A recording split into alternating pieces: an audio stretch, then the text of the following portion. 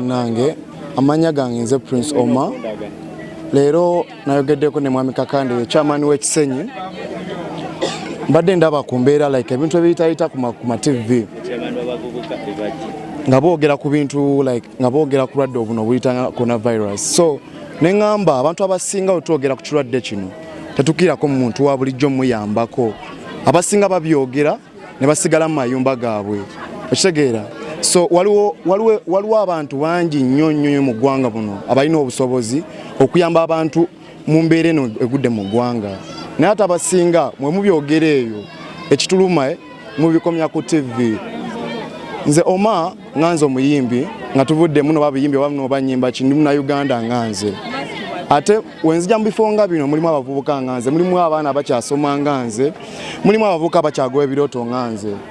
so tekikola makulu wensigala ewaka neŋŋamba muno bannange manyi yes ekirwadde tukigoye mwefeeko munaabe engalo nga temuzize mu bantu ba bulijjo balaga mbayamba nabbagabirira bintu n'ogamba muno kale munnange kampani nze erudde ng'ewaba na Uganda ebintu kangambe mukwano ebawadde etutugiservinze for like a very long time ebaddewo ngabirira abantu ebintu netafuna mutima mulinde gamba bannange omanyi kale nga kino ekibuddewo abantu kale katubatere tubaweeyo ku bintu ebibayamba babafu masepi bintu bya bulijjo. There are many company abantu balaba abantu ba bulijjo okitegera waliwo company there are many people who have been abantu ono omuntu wa wansi ono yabadde agabirira company ezo abantu bemulaba abantu abali waggulu nze omuyimbi ono omuntu wa wansi yasasula 10,000 okujja okola show yange okitegeera sikola amakulu wenkyogera nenga muno ngena postinga ku Facebook oba ku WhatsApp ngambe banange tunaabe engalo oba nkoleka video ate nkomeeyo okitegeera so nze kinkakatako nganzo vuko gamba ngawe ndi omuvubuka akatono keninawo kensobodde ositula bubuno siga muno babya kyoba kisina kyenneetaaga ngambe kankwate bidomolo bibino chairman mzee bibino ebidomolo si bino byendese 15 I got 15 jerrycans, some soap, some like these masks cover. Abantu mubawe omuntu awansi kasito omufaako y'omuntu ateeka mu kintu kyo yaddizaawo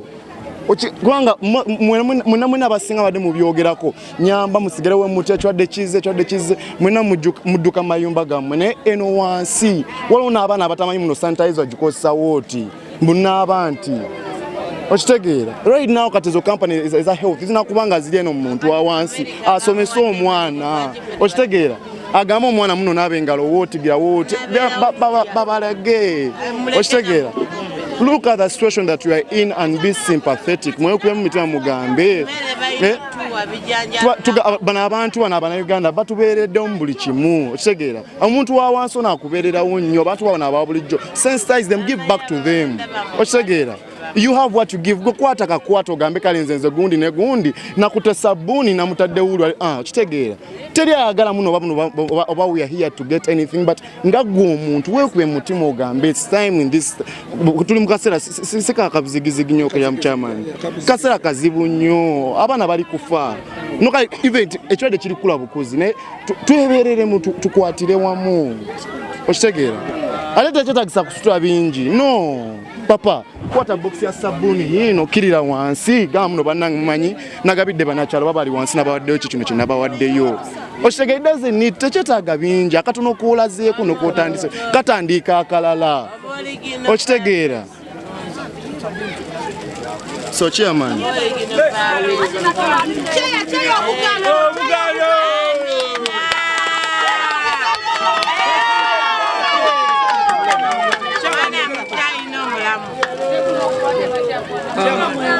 Amanya gange Bambita Kakande Godfrey Chairman wa Kakajo Zone banange musirikeko mwe musaka tukogere Negwe soko sikatulirize male kwogera Amanya gange Bambita Kakande Godfrey Chairman wa Kakajo Zone St. Parish Kino sikirabangako era kimpadde essanyu kuba tubadde mu kwennyamira abantu twakwata omuliro wano ne gutwokya paka eri n'ebintu byaffe byonna ne bijja teri muntu yenna yakola ki yajja tufunye buno obulwadde bwa korona terina muntu yenna akoze eki azzi wano kujjawo tulina omukulembeze waffe agenda okujja ku bakazi gweta sabaani yatuwadde ku bidomola ne sabbuuni naye teri muntu yatuwadde ku kintu kyonna kyonna nebaziza nnyo Prince Omar mbadde simanyi malemera ku TV naye nebaziza omutima gwange ate nga muvubuka muto nibadde agamba Yesu we gwannagamba n'alaga nti ye alumirirwa abavubuka n'abatuuze abakadde bonna n'okulaga nti aze mu kisenyi mu ghetto okulaba ng'afaayo okusinga n'abayimbi abalala balina ssente ababawa ebikutiya ne batasifulira kitundu kya mu ghetto ne Omar omwebaza abeera n'omutima ogwo agende maaso n'omutima ogwo gwalaze abantu b'omu kisenyi ab'omu ghetto ogwo mutima mulungi teri mulala gukikozeeko abalabo balinze bulinzi kujja tusaba kaki kalulu ne Omar kyakoze Mukama amuddizeewo byakoze byonna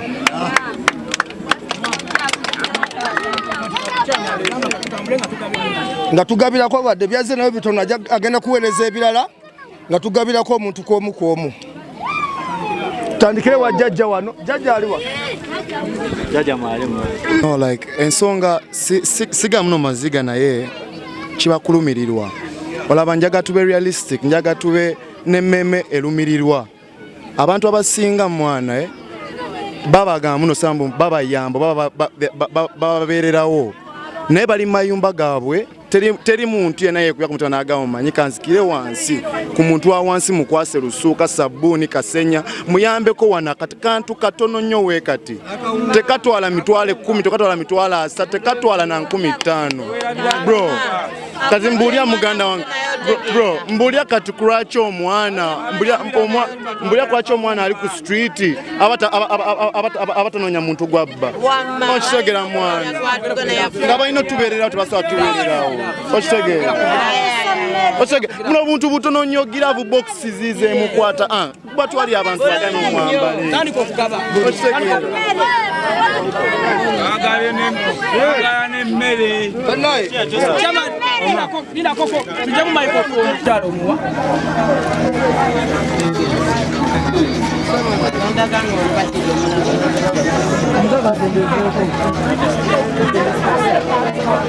Wayani ayambadde white agawuza white. Mugambo yatukubiye omugongo ono akoleka abeerenga asembere eno nyabo sembe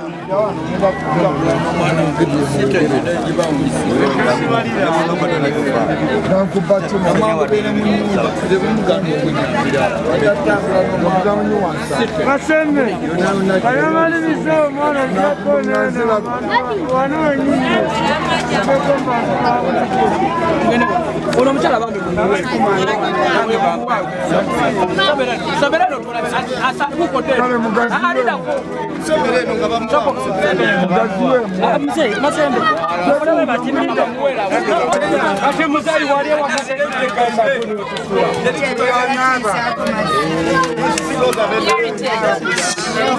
ndiya wali wanati baka msibela ina mwe kama yana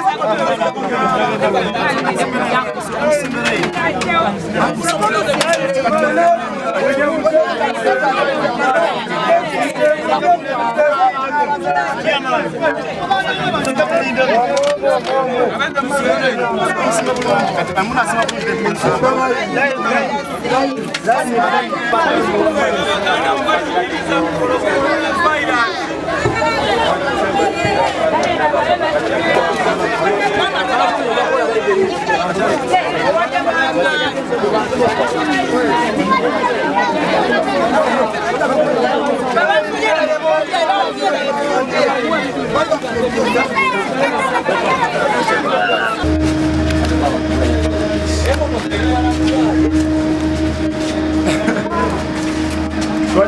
Tugende.